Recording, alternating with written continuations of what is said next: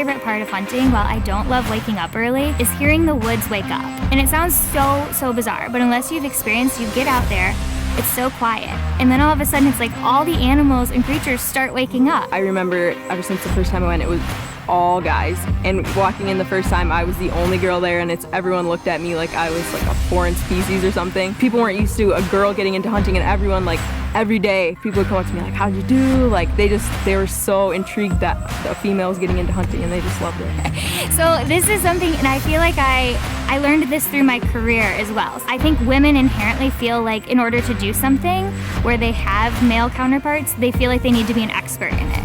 Like, you can't show any sense of like flaw or not knowing what you're doing, because you don't want people to assume, oh, she's a girl, no wonder she doesn't get it.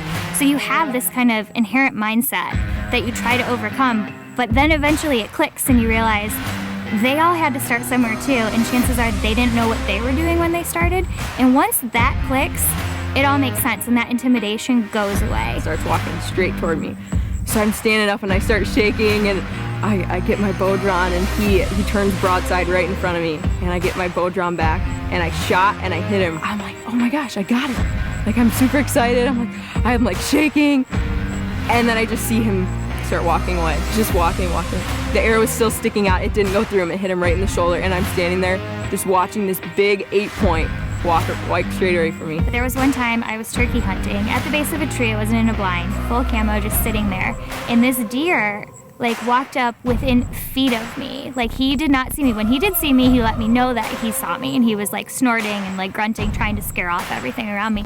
But it was amazing to be that close to a wild animal. Like, it really kind of, I don't know, it was mind-blowing in that, like, you felt like you could touch him. If I had a little girl, which hopefully, God willing, one day I do, I would expose her to the outdoors very early. I would want her to be outside. I think I read a study that recently the average kid today spends 7 minutes outside, and that's insane. Like, you need to get outside, you need to play, you need to get dirty.